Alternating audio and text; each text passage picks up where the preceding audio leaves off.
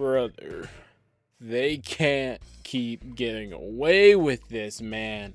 I wasn't going to follow up and watch season 2 of Netflix's Last Airbender, but I saw IGN's post of this bullshit and thought there's no fucking chance.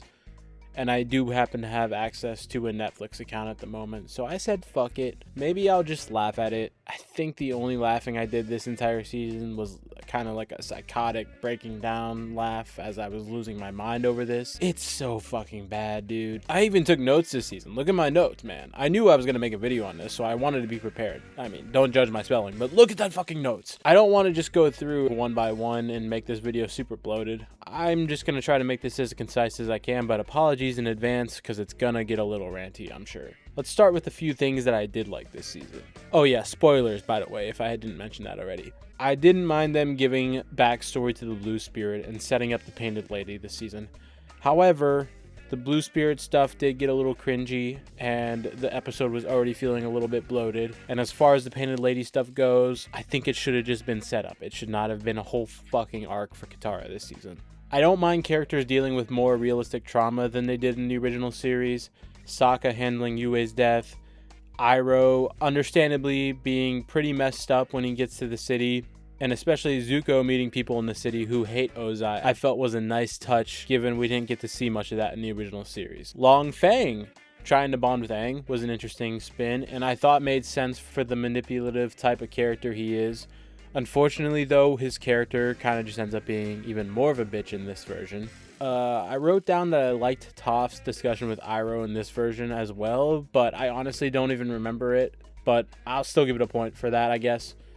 The sound design at points for firebending was pretty cool, especially at the end with Zuko fighting Azula. That's when I noticed it the most. And lastly, I think Zuko spinning things on Iroh was a good exchange that the original never really did, and actually kind of makes you think for a second. When he stopped and told Iroh, you know, this is kind of all your fault. If you had just taken your rightful place as the Fire Lord, a lot of this shit never would have happened. We understand why Iroh never did the things he did, but if he had taken that spot, it kind of would prevent a lot of shit from happening depending on how he took that role, you know?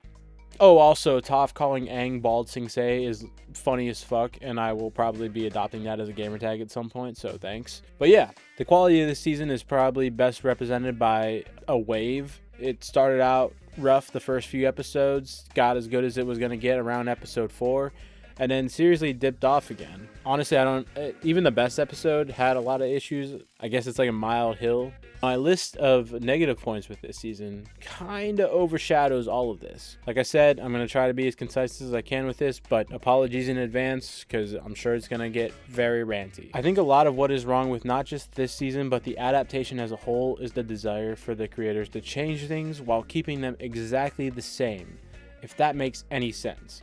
They want to change things for the sake of changing it while keeping a lot of the original iconic moments. Exactly one-to-one. Like, since they cut the entire desert portion out of this season, they still wanted to include Sokka's cactus juice lines.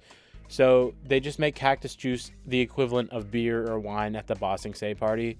But then they don't update the dialogue at all to match the new setup. He says the mushroom line and points to something, but we never see what he's even looking at.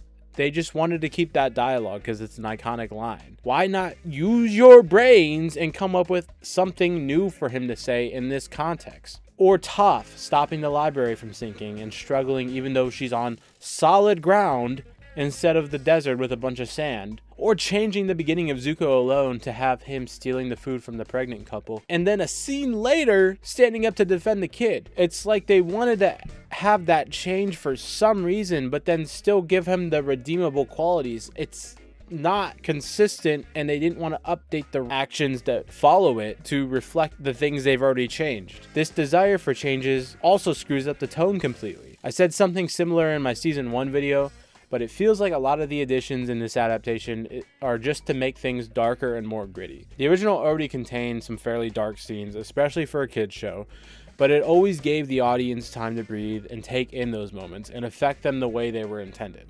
Because this version is just blazing through 4 episodes worth of content in one episode, they're cutting between some of what should be very hard-hitting scenes back to some silly, goofy shenanigans with no room to digest, which is crazy to me Because even though they're moving so fast, these episodes still feel like they're dragging to all hell. And I guess the biggest thing this season is the characters as a whole. There's so much you can pick apart here with how the writing betrays them.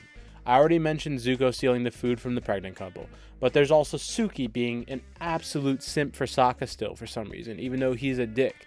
Jet, the freedom fighter, only cares about feeding himself and not helping others.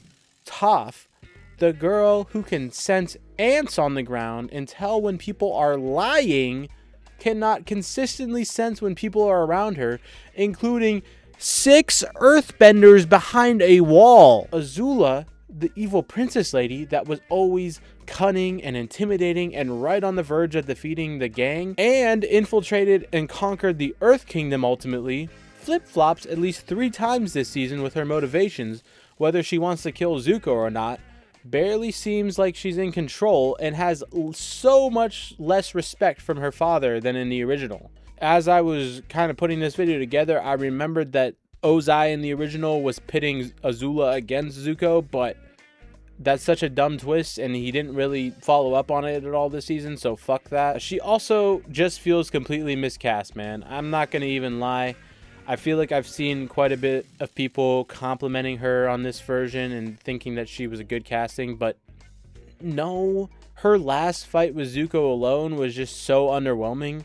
Original Azula was a prodigy in every single way, from firebending to tactics to just the simple act of fighting in martial arts. She was so nimble and agile. This version of her just seems to be lumbering around, and her only advantage is that she shoots hotter flames. If they were able to find an actor for Zuko who can perform the martial arts stunts as well as he does, I don't think there's any reason they couldn't find that for Azula either.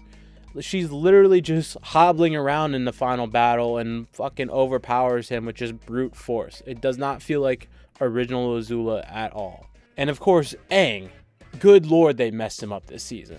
I want to say his actor has gotten worse, but I genuinely can't tell if anyone in this show was a good actor just because of how poor the writing is. But Aang especially is such a manipulative, moody, inconsistent little bitch this season. The most emotion he displays the entire season is a modicum of rage, which aside from being mildly upset about Appa being missing, which is a whole nother completely half-baked thing they forgot to include until the last 2 episodes, he's more or less just brooding the entire season. And because of the way they wrote things to play out, he genuinely barely cares when he finds Appa and has to rush to send him away. Not that anyone really cares about Appa in this version anyway, considering the producers behind the show want to put so little budget into this that they're afraid to utilize him at all. Almost as if they didn't want to dump a bunch of money into this effects-heavy show to make it look good. But I think Aang's worst portion is his outburst towards the rest of the gang at the end of the season. I've seen a lot of people complaining about this as well. It's nothing new I'm adding here. He's blaming everyone and pointing the finger in a completely unjustified manner. When Aang would blow up in the original, they'd make sure to either justify it or have him grow in some way from the situation.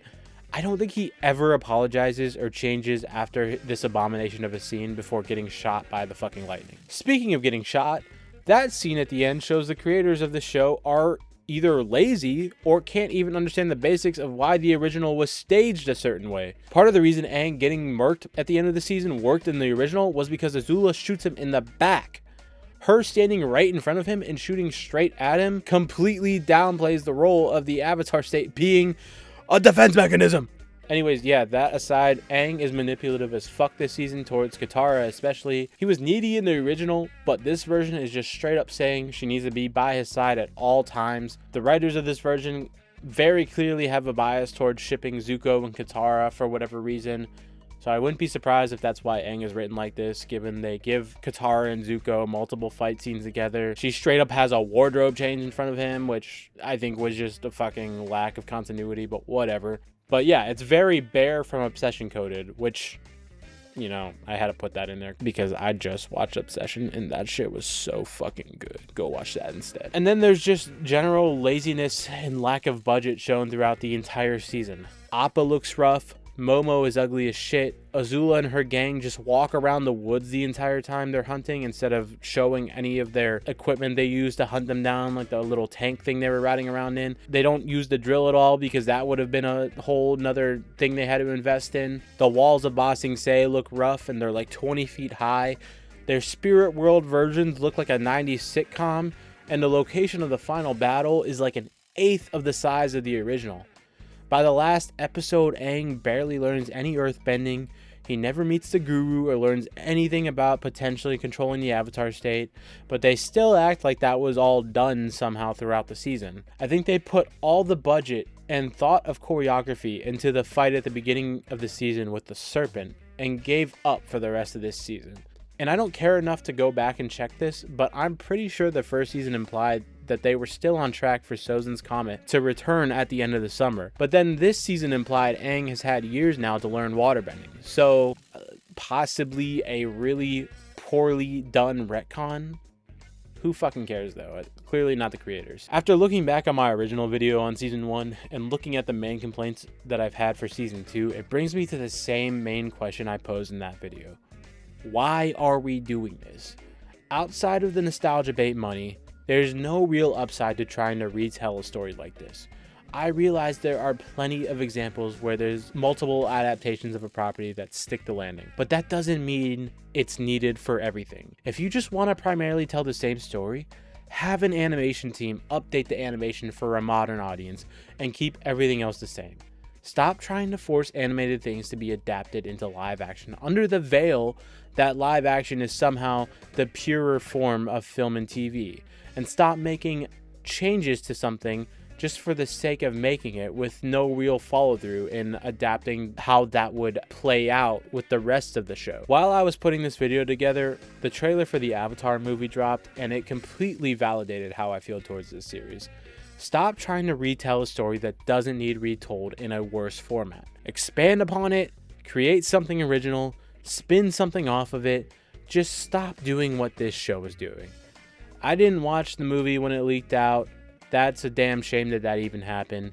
I'm not sure if the movie will be good at all, but even if it is absolutely horrible, absolutely dog shit, never want to watch it again, at least they tried more than the creatives of this show ever did.